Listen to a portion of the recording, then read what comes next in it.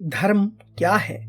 स्वामी विवेकानंद के शब्दों में मन पर नियंत्रण द्वारा आप साक्षात्कार भाग 1.1। राजयोगी के अनुसार बाहरी जगत आंतरिक जगत का स्थूल रूप है। कारण जितना सूक्ष्म होता है प्रभाव उतना ही स्थूल होता है। जिस व्यक्ति ने आंतरिक शक्तियों को नियंत्रित करना सीख लिया है वह संपूर्ण प्रकृति को अपने वश में कर सकता है। योगी अपने लिए संपूर्ण ब्रह्मांड पर अधिकार करने और संपूर्ण प्रकृति को नियंत्रित करने से कम महत्वपूर्ण कार्य नहीं रखता। वह उस बिंदु पर पहुंचना चाहता है जहां प्रकृति के नियमों का उस पर कोई प्रभाव ना हो, जहां वह उन सभी से परे जा सके, वह प्रकृति का स्वामी हो जाए। जैसे हमारा सारा ज्ञान अनुभव पर आधारित है, जिसे हम अनुमानित ज्ञान कहते हैं, जिसमें हम अल्प से अधिक, सामान्य या सामान्य से विशिष्ट की ओर जाते हैं, उसका आधार अनुभव होता है। जिन्हें सटीक विज्ञान कहा जाता है उनमें लोग सत्य को आसानी से पा लेते हैं, क्योंकि यह प्रत्येक मानव के अनुभवों से जुड़ा होता है।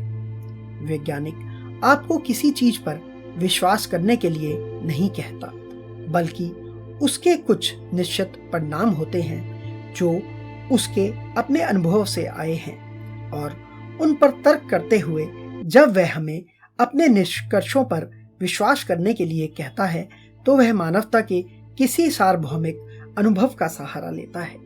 प्रत्येक सटीक विज्ञान का एक आधार होता है जो समस्त मानवता के लिए सामान्य होता है, जिससे हम उससे निकलने वाले निष्कर्षों की सत्यता और असत्यता को तुरंत देख सकते हैं। अब प्रश्न यह है, क्या धर्म का कोई आधार है या नहीं?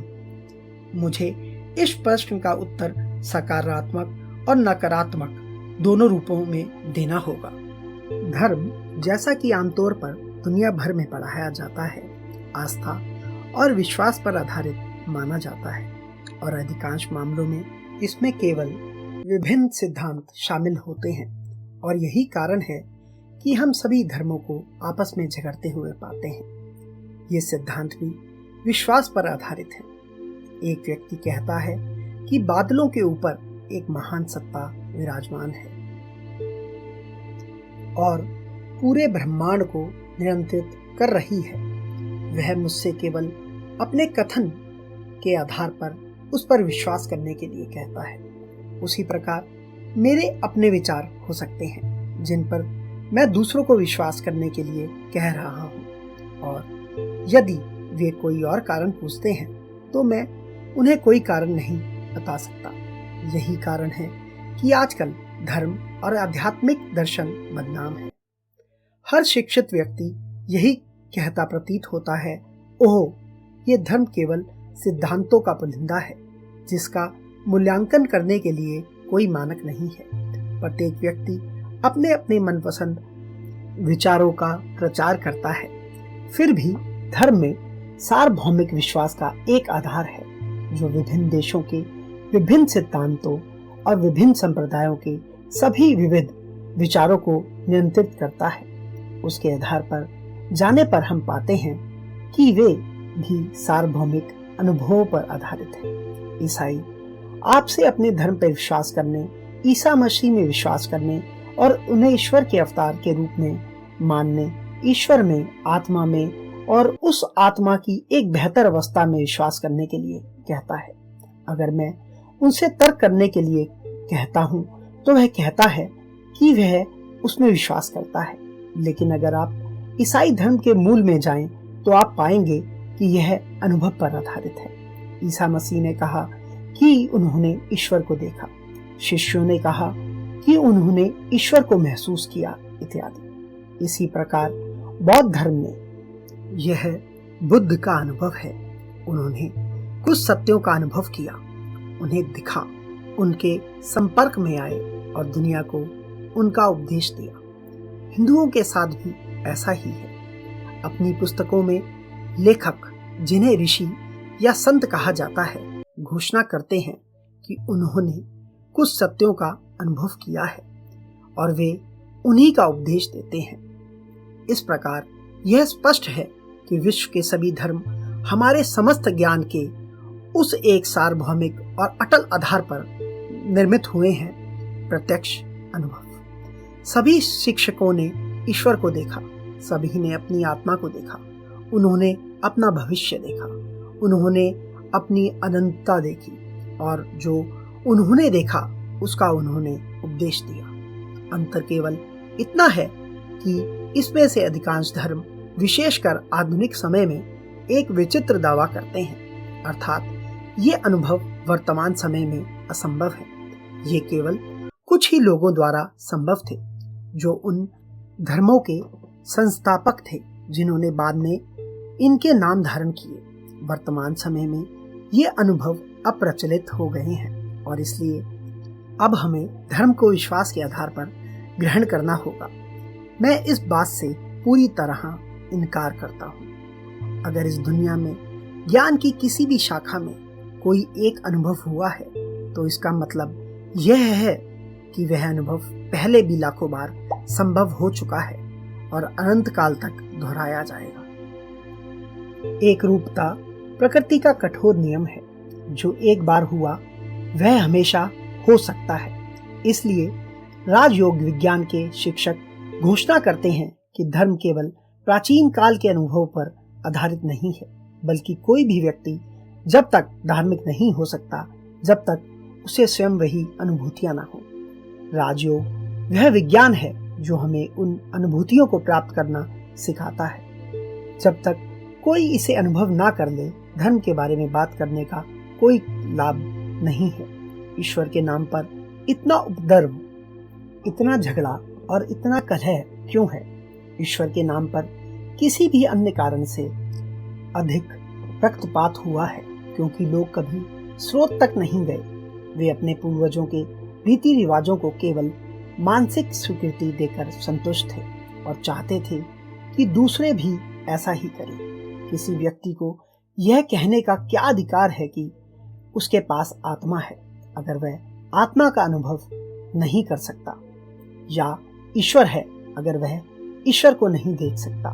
अगर ईश्वर है तो हमें उसे देखना होगा, अगर आत्मा है तो हमें उसे अनुभव करना होगा, अन्यथा विश्वास ना करना ही बेहतर है। पाखंडी होने से बेहतर है कि हम मुखर नास्तिक बने। एक और विद्वानों के लिए आधुनिक विचार यह है कि धर्म पारभौतिकी और परम सत्ता की खोज व्यर्थ है। दूसरी ओर अर्ध शिक्षित लोगों के लिए यह विचार प्रतीत होता है कि इन चीजों का वास्तव में कोई आधार नहीं है। इसका एकमात्र मूल्य इस तत्व में निहित है कि यह संसार का कल्याण करने के लिए प्रबल प्रेरक शक्तियां प्रदान करती हैं। यदि मनुष्य ईश्वर में विश्वास करते हैं तो वह अच्छे और नैतिक बन सकते हैं और इस प्रकार अच्छे नागरिक बन सकते हैं। हम उन्हें ऐसे विचार रखने के लिए दोषी नहीं ठहरा सकते, क्योंकि उन लोगों को जो भी शिक्षा मिलती है वह केवल शब्दों के शाश्वत निरर्थक जाल में विश्वास करने की है, जिसके पीछे कोई सार नहीं है। उन्हें शब्दों पर जीने के लिए कहा जाता है। क्या वे ऐसा कर सकते हैं? यदि वे कर सकते तो मुझे मानव स्वभाव के प्रति जरा भी सम्मान नहीं होता। मनुष्य सत्य चाहता है, स्वयं सत्य का अनुभव करना चाहता है। जब वह उसे समझ लेता है, उसे अनुभव कर लेता है, अपने हृदय में उसका अनुभव कर लेता है, तभी वेद कहते हैं सभी संदेह मिट जाएंगे, सारा अंधकार छिन्न भिन्न हो जाएगा और सारी कुटिलताएं सीधी हो जाएंगी। हे अमृतत्व की संतानों, जो लोग सर्वोच्च लोक में रहते हैं उन्हें भी मार्ग मिल ही गया है। इस सारे अंधकार से निकलने का एक मार्ग है और वह है उस परमेश्वर का साक्षात्कार करना जो समस्त अंधकार से परे है। इसके अलावा और कोई मार्ग नहीं है। राजयोग का यह विज्ञान मानवता के सामने इस सत्य तक पहुंचने का एक व्यवहारिक और वैज्ञानिक रूप से विकसित तरीका प्रस्तुत करता है। सबसे पहले प्रत्येक विज्ञान की अपनी अवलेशन पद्धति होनी चाहिए। यदि आप खगोल शास्त्री बनना चाहते हैं और बैठकर खगोल विज्ञान चिल्लाते रहते हैं तो आप कभी खगोल शास्त्री नहीं बन पाएंगे। यदि आप खगोल शास्त्री बनना चाहते हैं तो आपको किसी वेधशाला में जाना होगा, दूरबीन लेनी होगी, तारों का अध्ययन करना होगा और हर विज्ञान की अपनी पद्धति होनी चाहिए। मैं आपको ग्रहों का उपदेश दे सकता हूँ और फिर क्या आप खगोल शास्त्री बन जाएंगे? हजारों उपदेश, लेकिन वे आपको तब तक धार्मिक नहीं बनाएंगे जब तक आप उस पद्धति का अभ्यास नहीं करते। ये सभी देशों के, सभी युगों के शुद्ध और निस्वार्थ पुरुषों के, ऋषियों के सत्य हैं, जिनका संसार का भला करने के अलावा कोई उद्देश्य नहीं था। वे सभी घोषणा करते हैं कि उन्होंने इंद्रियों द्वारा हमें दिए जा सकने वाले सत्य से भी उच्चतर कोई सत्य खोज लिया है और वे सत्यापन का आह्वान करते हैं। वे हमसे उस पद्धति को अपनाने और ईमानदारी से अभ्यास करने के लिए कहते हैं। फिर यदि यह उच्चतर सत्य नहीं मिलता है तो हमें यह कहने का अधिकार होगा कि इस दावे में कोई सत्य नहीं है, लेकिन ऐसा कहने से पहले हमारा इन दावों की सच्चाई को नकारना तर्कसंगत नहीं है। इसलिए हमें निर्धारित तरीकों का उपयोग करते हुए ईमानदारी से काम करना चाहिए और प्रकाश अवश्य आएगा। ज्ञान प्राप्त करने में हम सामान्यीकरण का उपयोग करते हैं और सामान्यीकरण अवलोकन पर आधारित होता है।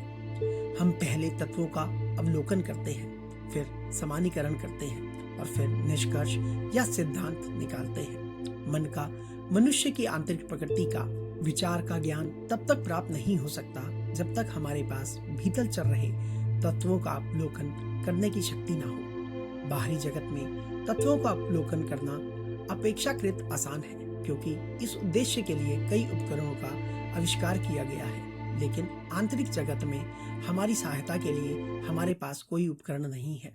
फिर भी हम जानते हैं कि वास्तविक विज्ञान के लिए हमें अवलोकन करना होगा। उचित विश्लेषण के बिना कोई भी विज्ञान निरर्थक होगा, केवल सिद्धांत होगा।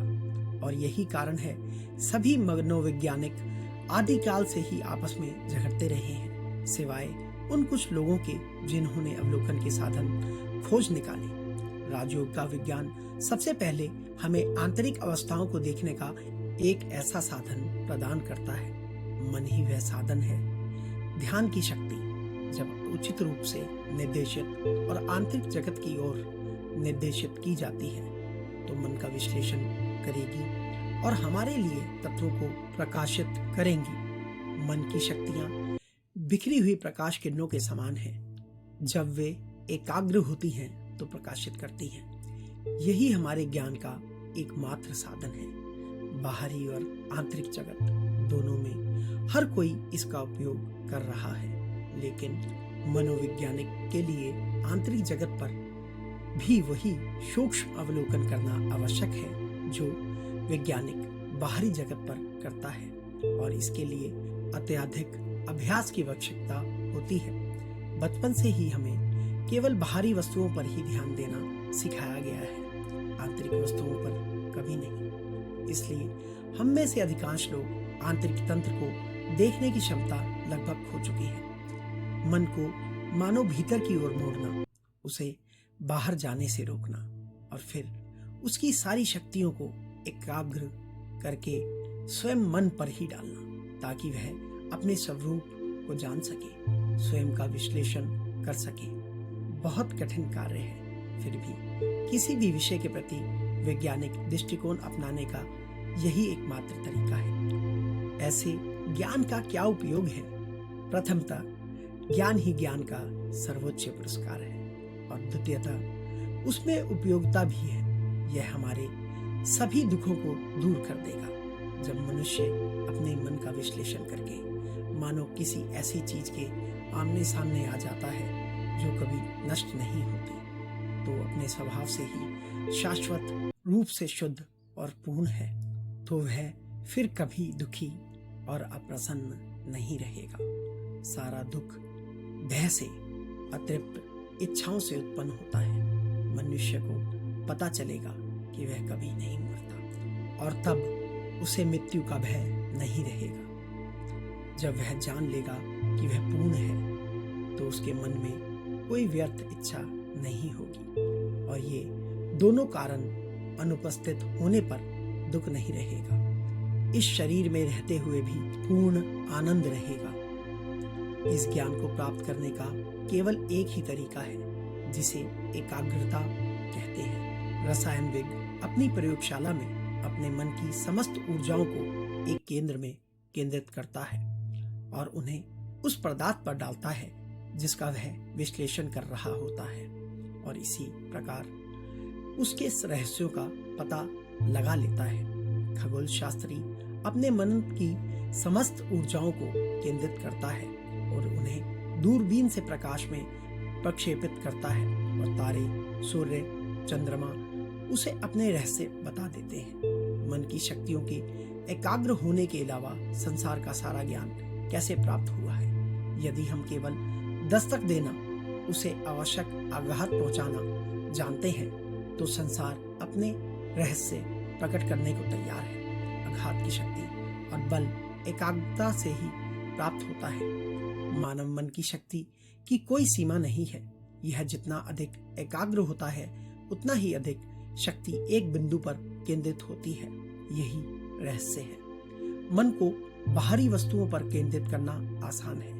मन स्वाभाविक रूप से बहिर्मुखी होता है, लेकिन धर्म, मनोविज्ञान या पाराभौतिकी में ऐसा नहीं है जहाँ विषय और वस्तु एक ही है। विषय आंतरिक है, मन स्वयं विषय है और मन का अध्ययन करना आवश्यक है। मन को ही अध्ययन करना। हम जानते हैं कि मन में एक शक्ति होती है जिसे चिंतन कहते हैं। मैं आपसे बात कर रहा हूँ, साथ ही मैं एक अलग व्यक्ति की तरह खड़ा हूँ और जो मैं कर रहा हूँ उसे जान और सुन रहा हूँ।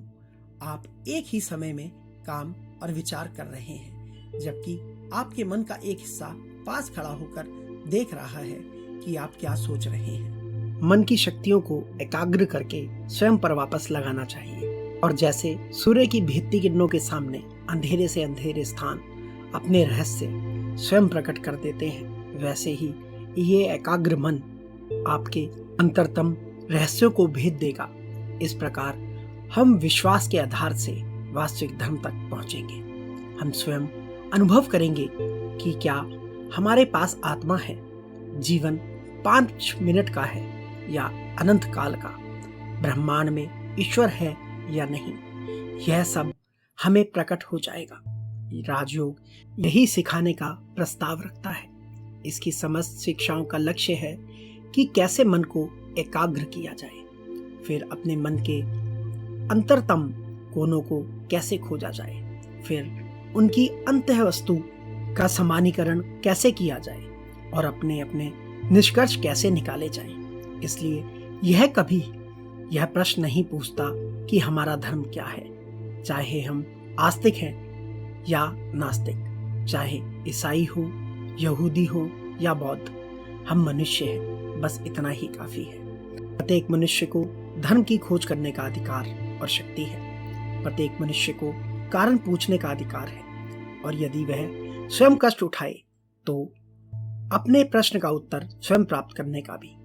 अब तक हम देखते हैं कि इस राजयोग के अध्ययन में किसी आस्था या विश्वास की आवश्यकता नहीं है। जब तक आप स्वयं अपना अनुभव ना कर लें तब तक किसी बात पर विश्वास ना करें। यही हमें इसकी शिक्षा है। सत्य को स्थापित करने के लिए किसी सहारे की आवश्यकता नहीं है। क्या आप यह कहना चाहते हैं कि जागृत अवस्था के तत्वों को सिद्ध करने के लिए किसी स्वप्न या कल्पना की आवश्यकता होती है? कतई नहीं। राजयोग के इस अध्ययन में लंबा समय और निरंतर अभ्यास लगता है। इस अभ्यास का एक भाग शारीरिक है, लेकिन मुख्यतः यह मानसिक है। जैसे जैसे हम आगे बढ़ेंगे हम पाएंगे कि मन शरीर के साथ कितनी गहराई से जुड़ा हुआ है। यदि हम मानते हैं कि मन शरीर का एक सूक्ष्म अंग मात्र है और मन शरीर पर कार्य करता है, तो यह तर्कसंगत है कि शरीर को मन पर प्रतिक्रिया करनी चाहिए। यदि शरीर बीमार है तो मन भी बीमार हो जाता है। यदि शरीर स्वस्थ है तो मन स्वस्थ और मजबूत रहता है। जब कोई क्रोधित होता है तो मन अशांत हो जाता है। इसी प्रकार जब मन शांत होता है तो शरीर भी अशांत हो जाता है। अधिकांश मानव जाति का मन काफी हद तक शरीर के नियंत्रण में होता है। उनका मन बहुत कम विकसित होता है। मानवता का विशाल समूह पशुओं से बहुत अधिक अलग नहीं है। इतना ही नहीं बल्कि कई मामलों में उनमें नियंत्रण की शक्ति निम्न पशुओं की तुलना में थोड़ी अधिक होती है। हमारा अपने मन पर बहुत कम नियंत्रण होता है, इसलिए उस नियंत्रण को प्राप्त करने के लिए शरीर और मन पर नियंत्रण पाने के लिए हमें कुछ शारीरिक सहायताएं लेनी होंगी। जब शरीर पर्याप्त रूप से नियंत्रित हो जाए तो हम मन को नियंत्रित करने का प्रयास कर सकते हैं।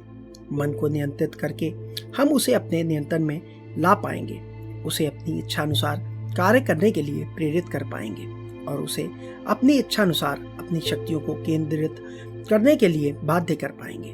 राजयोगी के अनुसार बाहरी जगत आंतरिक जगत का स्थूल रूप मात्र है। सूक्ष्म जगत सदैव कारण होता है, स्थूल जगत प्रभाव होता है। अंततः बाहरी जगत प्रभाव है, आंतरिक जगत कारण। इसी प्रकार बाहरी शक्तियां भी आंतरिक शक्तियों के स्थूलतम भाग हैं। जिस व्यक्ति ने आंतरिक शक्तियों को नियंत्रित करना सीख लिया है वह संपूर्ण प्रकृति को अपने वश में कर लेगा। योगी अपने लिए संपूर्ण ब्रह्मांड पर अधिकार करने, संपूर्ण प्रकृति को नियंत्रित करने से कम महत्वपूर्ण कार्य नहीं रखता। वह उस बिंदु पर पहुंचना चाहता है जहां प्रकृति के नियमों का उस पर कोई प्रभाव न हो, जहां वह उन सभी से परे जा सके, वह स्वामी हो जाए। संपूर्ण प्रकृति का आंतरिक और बाहरी नियंत्रण इस मानव जाति की प्रगति और सभ्यता का अर्थ केवल इस प्रकृति को नियंत्रित करना है। विभिन्न प्रजातियां प्रकृति को नियंत्रित करने की विभिन्न प्रक्रियाएं अपनाती हैं। जैसे एक ही समाज में कुछ व्यक्ति बाहरी प्रकृति को नियंत्रित करना चाहते हैं और कुछ आंतरिक प्रकृति को, वैसे ही विभिन्न प्रजातियों में भी कुछ लोग बाहरी प्रकृति को नियंत्रित करना चाहते हैं और कुछ आंतरिक प्रकृति को। कुछ लोग कहते हैं कि आंतरिक प्रकृति को नियंत्रित करके हम सब कुछ नियंत्रित करते हैं, जबकि अन्य कहते हैं कि बाहरी प्रकृति को नियंत्रित करके हम सब कुछ नियंत्रित करते हैं। चरम सीमा तक पहुंचने पर दोनों ही सही हैं, क्योंकि प्रकृति में आंतरिक या बाहरी जैसा कोई विभाजन नहीं है। ये काल्पनिक सीमाएं हैं जिसका कभी अस्तित्व ही नहीं था। बाहरीवादी और अंतर्वादी एक ही बिंदु पर मिलते हैं जब दोनों अपने ज्ञान की चरम सीमा पर पहुंचते हैं। जिस प्रकार एक भौतिक विज्ञानी जब अपने ज्ञान को उसकी सीमाओं तक ले जाता है तो उसे पारभौतिकी में विलीन होते हुए पाता है, उसी प्रकार एक पारभौतिकवादी को यह पता चलेगा कि जिसे वह मन और पदार्थ कहता है वे केवल बाहरी भेद हैं और वास्तविकता एक ही है। समस्त विज्ञान का लक्ष्य उस एक तत्व को खोजना है जिससे अनेक तत्व निर्मित हो रहा है। वह एक तत्व अनेक के रूप में विद्यमान है। राजयोग आंतरिक जगत से आरंभ करने, आंतरिक प्रकृति का अध्ययन करने और उसके माध्यम से आंतरिक और बाहरी दोनों ही रूपों में समग्रता को नियंत्रित करने का प्रस्ताव रखता है।